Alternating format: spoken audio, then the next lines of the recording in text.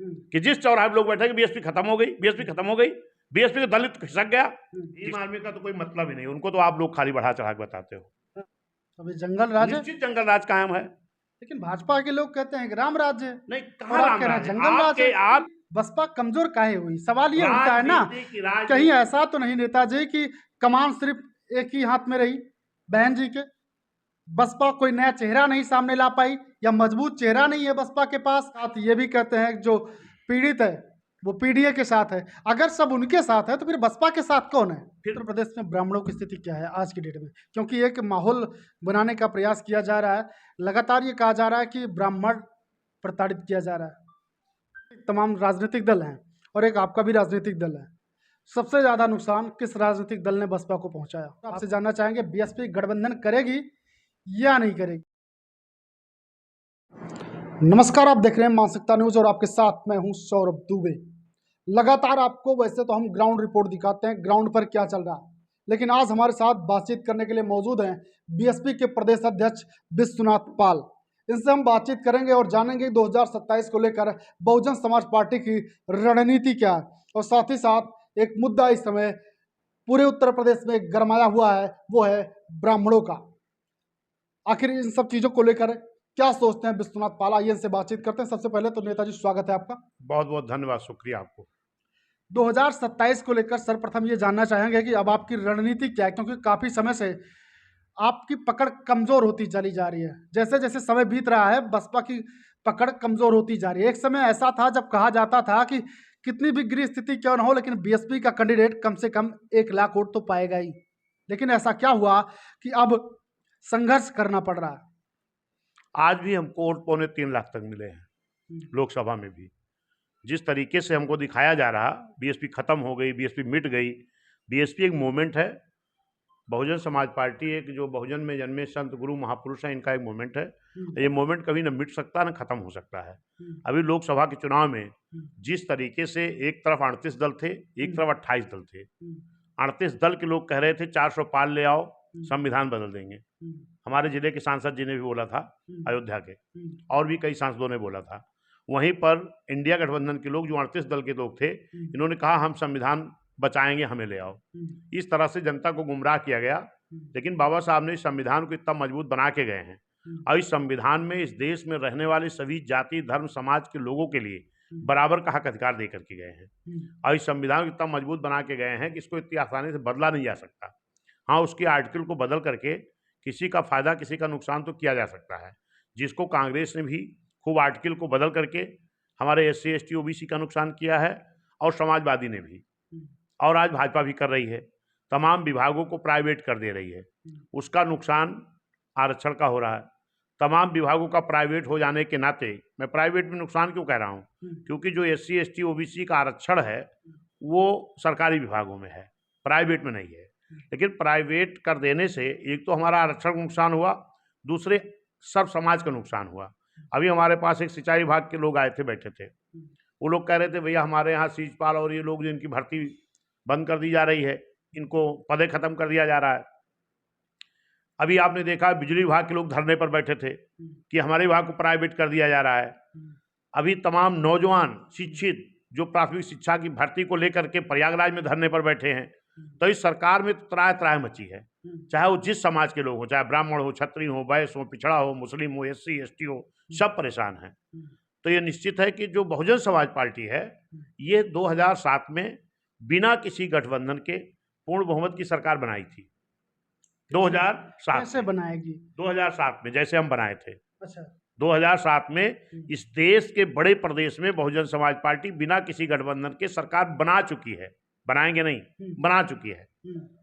क्यों? क्योंकि एक जनता का गठबंधन बना करके, एक भाईचारा तैयार करके, फिर बहुजन समाज पार्टी उसी तरह 27 में भी एक जनता का गठबंधन तैयार करेगी। बूथ सेक्टर कमेटियों को जमीनी स्तर पर हमारे लोग तैयार कर रहे हैं, तैयार करके सर्व समाज को, खासतौर पर SC हो, ST हो, पिछड़ा हो, मुस्लिम हो, और जो न्याय पसंद ब्राह्मण क्षत्रिय वैश्य हैं, जो इस देश में कानून का राज चाहते हैं, जो इस देश में भाईचारा पैदा करना चाहते हैं, ऐसे लोग जोड़ करके फिर 27 में बहुजन समाज पार्टी अकेले दम पर फिर इस प्रदेश में सरकार बनाने का काम करेगी। लेकिन आप कमजोर कैसे हुए? क्या भारतीय जनता पार्टी जब से मजबूत हुई तब से आप कमजोर होते चले जा रहे हैं, या फिर भीम आर्मी के संस्थापक जो हैं चंद्रशेखर आजाद रावण? भीम आर्मी का तो कोई मतलब ही नहीं, उनको तो आप लोग खाली बढ़ा चढ़ा के बताते हो। हाँ, हाँ, आप लोग बताते हो कि वो दलितों के बड़े नेता हो गए, नौजवानों के नेता हो गए। अभी आपका जिला है, अभी आप हमसे बात कर रहे थे मिल्कीपुर में, मिल्कीपुर में भीम आर्मी लड़ी थी ना? बिल्कुल। बीएसपी लड़ी थी क्या वहाँ? बीएसपी नहीं लड़ी थी। कितना वोट पा गए? अगर वो दलितों के विकल्प होते, अगर वो नौजवानों के विकल्प होते, तो जो बीएसपी वहां 45,000 50,000 वोट पाती थी, वोट उनको पाना चाहिए था। बीएसपी तो लड़ी भी नहीं, इसके बाद भी कुछ वोट नहीं पाए, 5,000 भी नहीं क्रॉस हुआ, तो उनका नाम तो फर्जी आप लोग उछालते रहते हो, उनका कोई मतलब नहीं है। हाँ, अगर मतलब होता तो मैं मिल्कीपुर में चुनाव बोल रहा हूँ ना, आपके यहाँ फैजाबाद जिले में ही कितना वोट मिला उनको? 5,000 भी नहीं क्रॉस हुआ। बीएसपी नहीं लड़ी थी, उनको तो बढ़िया वोट पा जाना चाहिए था। जबकि बीएसपी जब लड़ती थी तो कम से कम तीसरे नंबर पे तो रहती ही थी, और बीएसपी अच्छे खासा मार्जिन हमारे भी होता था। रामगोपाल जी भी लड़े थे, 46,000 वोट पाए थे, पवन भाई भी लड़े थे, 45,000 वोट पाए थे। लेकिन आज जब बसपा नहीं लड़ी तो उनको तो, अगर दलितों के वो लीडर बन रहे हैं, नौजवानों के लीडर बन रहे हैं, तो उनको वोट पाना चाहिए था। उनको आप लोग चर्चा में कर करके फालतू चर्चा में पैदा करते हैं। देखिए, मैं एक चीज बता रहा हूँ, राजनीति में उतार चढ़ाव आता रहता है।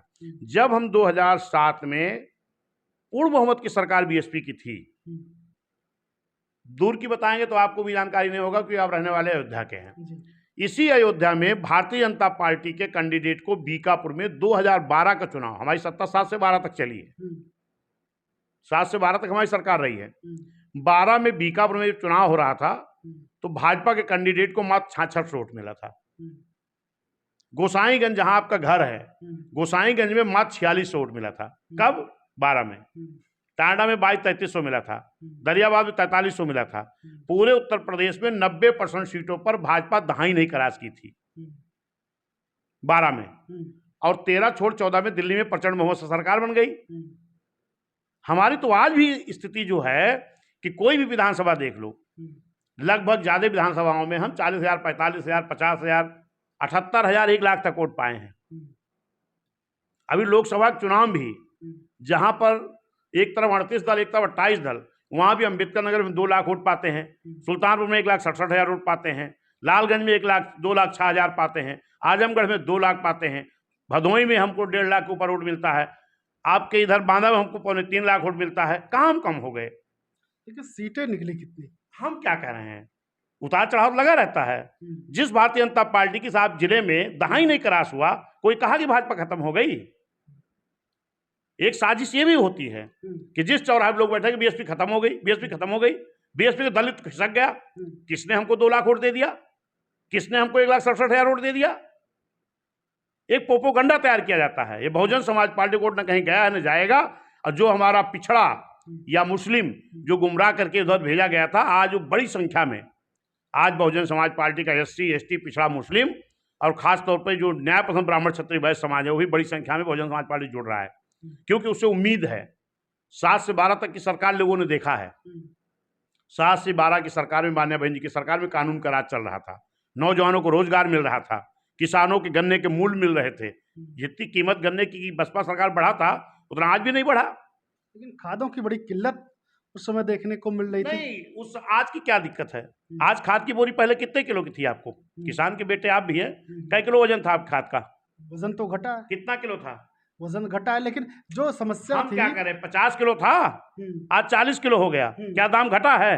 नहीं, दाम तो नहीं घटा, बढ़ गया। ये कहो बढ़ गया। ऐसी भी सरकार है कि किसानों की खाद की बोरी 10 किलो गायब हो गई, और फर्जी कहते सम्मान निधि दे रहे, 2,000 सम्मान निधि दे रहे। किसानों को बेवकूफ बनाने का काम बंद करना चाहिए।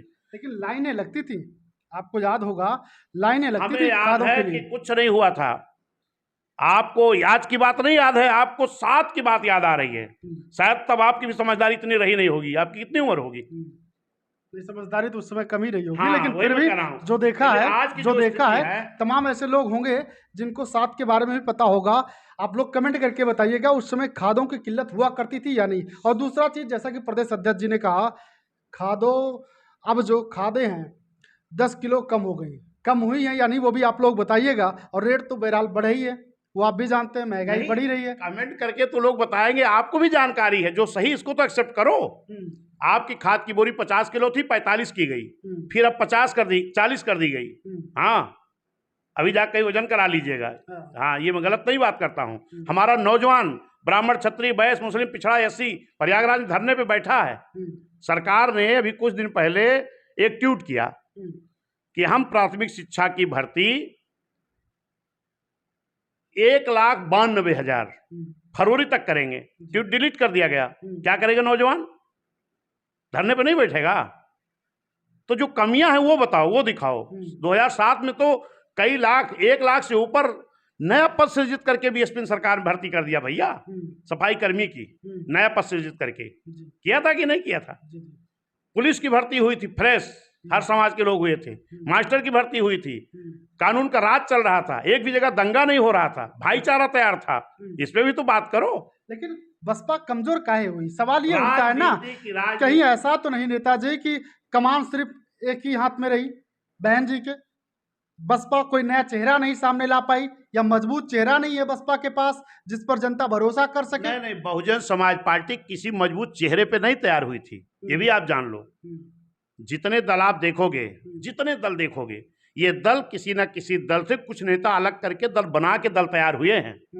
लेकिन बहुजन समाज पार्टी को माननीय कांशीराम साहब, मान्य बहन जी ने जमीन से तैयार किया है, और कोई नेता नहीं तैयार किया है। हमारा कार्यकर्ता, जो मेहनती कार्यकर्ता हमारा है, आज भी हमारा कार्यकर्ता वो है हमारे साथ, वही कार्यकर्ता मजबूती से डटा है, और उसी कार्यकर्ता के बीच चुनाव लड़के नेता तैयार किया था बीएसपी ने।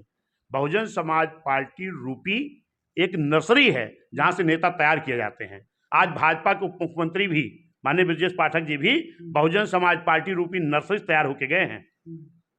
उनको भाजपा ने नहीं तैयार किया है। आज जितने नेता आप भाजपा और समाजवादी में देखोगे, 90% लोग बहुजन समाज पार्टी रूपी नर्सरी तैयार होकर नेता बने हैं।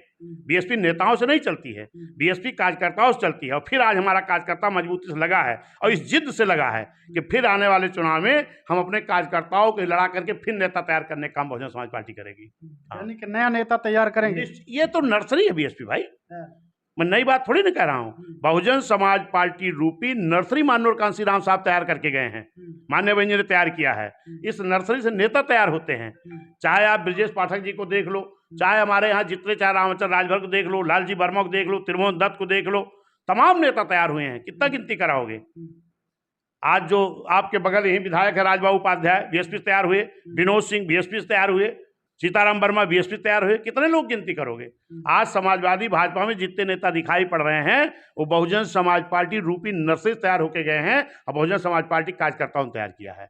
अब फिर आज कार्यकर्ता हमारा मेहनत से लगा है। जिस तरीके से हमारा कार्यकर्ता बूथ पर, गांव में जुटा है, आने वाले 27 में बहुजन समाज पार्टी सर्व समाज के बल पर, एससी, एसटी, पिछड़ा, मुस्लिम और न्याय पसंद ब्राह्मण, क्षत्रिय, वैश्य के बल पर एक भाईचारा तैयार करके, एक जनता गठबंधन तैयार करके फिर 27 में पूर्ण बहुमत की सरकार बहुजन समाज पार्टी बनाने का काम करेगी। 27 में सरकार बनाएगी बसपा। लेकिन एक तरफ भारतीय जनता पार्टी है, उसके अपने दावे हैं, और दूसरी तरफ अखिलेश यादव पिछड़ा, दलित, अल्पसंख्यक, पीडीए का नारा दे रहे हैं। तो पी में पंडित भी जोड़ दिए, और साथ ही साथ ये भी कहते हैं जो पीड़ित है वो पीडीए के साथ है। अगर सब उनके साथ है तो फिर बसपा के साथ कौन है? फिर पीडीए क्यों कह रहे हैं? कभी पीडीए को बोलते हैं पिछड़ा, दलित, अल्पसंख्यक, कभी बोलते पिछड़ा, दलित, आधी आबादी, कभी बोलते पिछड़ा, दलित, आदिवासी, कभी बोलते पिछड़ा, दलित, पंडित। यह है क्या? एक तो रास्ते पे खड़े हो जाओ। गुमराह किया जा रहा है क्या? नहीं, आपको क्या लगता है? अभी आपने कहा कि पीडीए मतलब पंडित, तो जो अल्पसंख्यक, वही मैं कह रहा हूं। तो फिर काहे जनता गुमराह कर रहे हो? पीडीए का मतलब कभी बताओ कि पिछड़ा, दलित, अल्पसंख्यक, कभी बताओ कि पिछड़ा, दलित, आधी आबादी यानी महिलाएं, कभी बताओ कि पिछड़ा, दलित, आधी आबादी, कभी बताओ कि पिछड़ा, दलित मतलब पंडित। क्या है ये? एक रास्ते पे चलो ना। पीडीए का मतलब अगर है तो कौन सा यादव सांसद है वहां? एक सिंगल यादव नाम बता दो, दूसरे की तो बात छोड़ो। पीडीए का मतलब उनका पिछड़ा, दलित, अल्पसंख्यक, पिछड़ा, दलित, अल्पसंख्यक। पिछड़े में यादव ही बता दो कौन सा सांसद है उनके यहाँ? कोई है यादव? जिस आजमगढ़ से बहुजन समाज पार्टी में 89 में सांसद यादव बनाया था रामकृष्ण यादव को, उस आजमगढ़ में उनको सांसद बनाने के लिए सैफई से लेके आना पड़ा। पूर्वांचल में यादव नहीं मिला, आजमगढ़ में यादव नहीं मिला। उनके यहाँ प्रजापति कौन सा सांसद है? उनके यहाँ पाल कौन सा सांसद है? कोई? तो पीडीए नारा देने नहीं होगा। बहुजन समाज पार्टी एक ऐसी पार्टी बनी जिन्होंने माननीय साहब बंजी ने नारा दिया था कि जिसकी जितनी संख्या भारी उसकी उतनी हिस्सेदारी। इसके आधार पर सभी जाति समाज में 78 ऐसी जाति थी इस देश में जिनको वोट लेने का अधिकार था लेकिन चुनाव लड़ने का अधिकार नहीं था।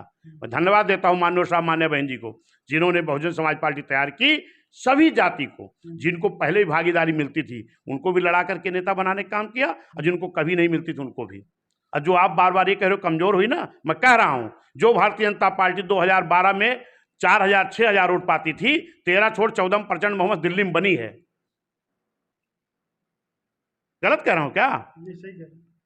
ये बहुजन समाज पार्टी कार्यकर्ता बहुत मेहनती कार्यकर्ता है। जिस तरीके से आज SC ST पिछड़ा के ऊपर अत्याचार हो रहा है, अन्याय हो रहा है, उस तरीके से इतना जोर से लामबंद हुआ है, इतनी ताकत से लगा है कि नारा चाहे जो देता रहे, चाहे जो लड़ाई लड़े, पूर्ण बहुमत से बहुजन समाज पार्टी सरकार 27 बनाएगी। ये मैं प्रचंड बहुमत से दावा करता हूं आपके सामने।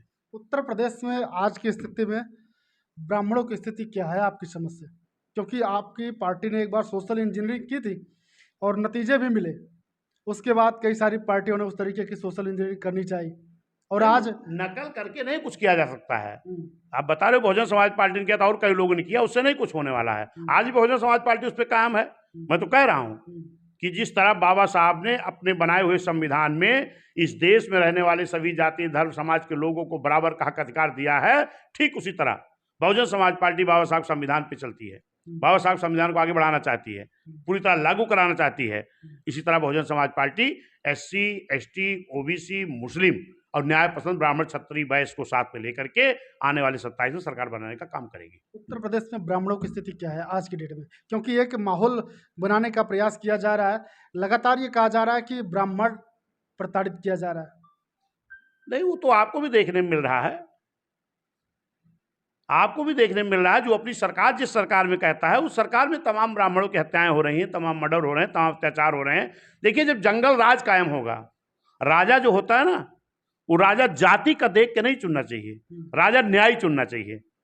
जो राजा हो सबके साथ न्याय करे। अगर जंगल राज कायम होगा तो उसका खामियाजा सबको भुगतना पड़ेगा।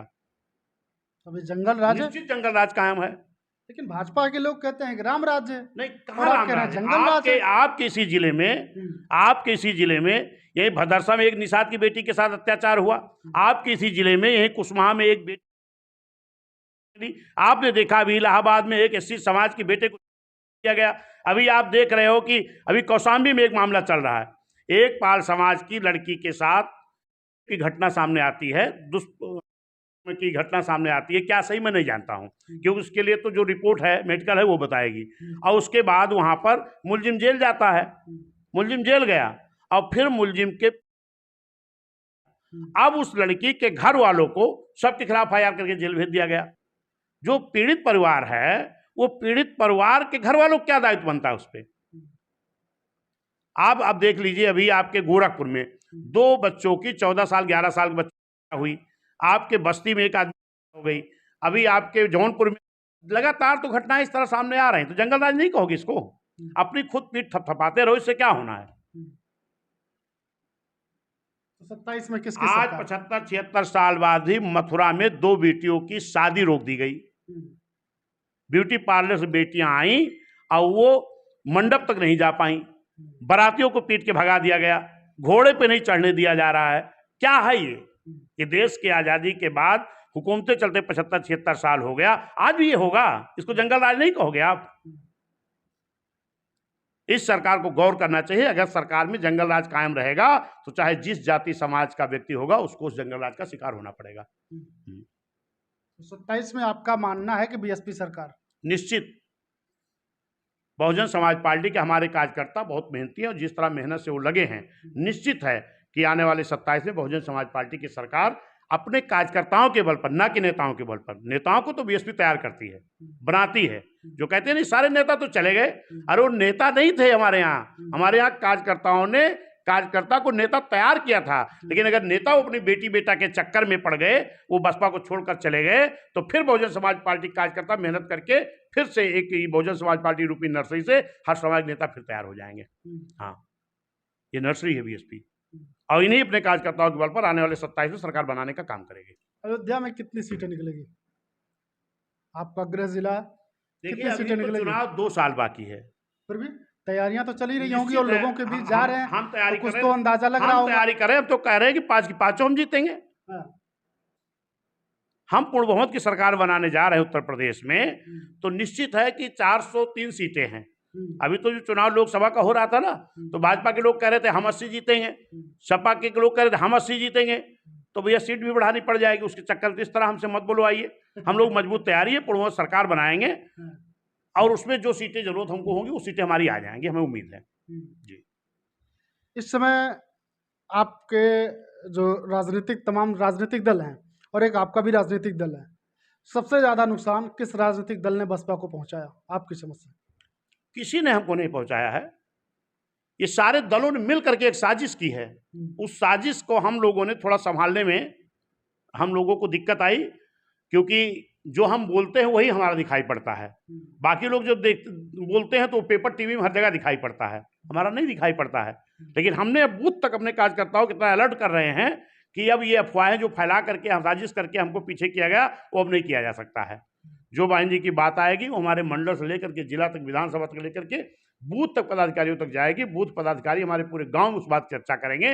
अब बहुजन समाज के साथ धोखा नहीं किया जा सकता। तो हमने विश्वनाथ पाल जी से बातचीत की, उन्होंने कहा कि अब बहुजन समाज के साथ धोखा नहीं किया जा सकता। इनका कहना है कि 2027 में बीएसपी सरकार बनाएगी और अपने दम पर सरकार बनाएगी। लास्ट में एक सवाल और आपसे जानना चाहेंगे, बीएसपी गठबंधन करेगी या नहीं करेगी? अभी क्या मंशा है पार्टी की? देखिए, अभी मान्या बहन जी हमारी नेता हैं। मान्या बहन जी की गाइडलाइन जो है, जो उनकी रणनीति है, जो तैयारी है कि अकेले दम पर हम चुनाव लड़ेंगे, उसकी तैयारी मैं कर रहा हूँ जी। अभी की तैयारियां हैं कि बसपा अपने दम पर चुनाव लड़ेगी और इनका कहना है कि 2027 में सरकार भी बनाएगी। लगातार ग्राउंड पर जा रहे हैं, आप देखेंगे कि अक्सर ये ज़मीन पर आपको नजर आएंगे, लोगों के बीच नजर आएंगे, लोगों के बीच जा रहे हैं, उनसे बातचीत कर रहे हैं और जैसा कि कह रहे हैं लगातार नीचे ग्राउंड लेवल पर कमेटियां तैयार की जा रही हैं। आपको क्या लगता है कि क्या इनकी मेहनत रंग लाएगी, 2027 में बसपा सरकार बनाएगी? कमेंट सेक्शन में जाइएगा, कमेंट कीजिएगा और कमेंट करके अपनी प्रतिक्रिया हमें ज़रूर दीजिएगा। बहरहाल अभी के लिए बस इतना ही। देखते रहिए मानसिकता न्यूज़।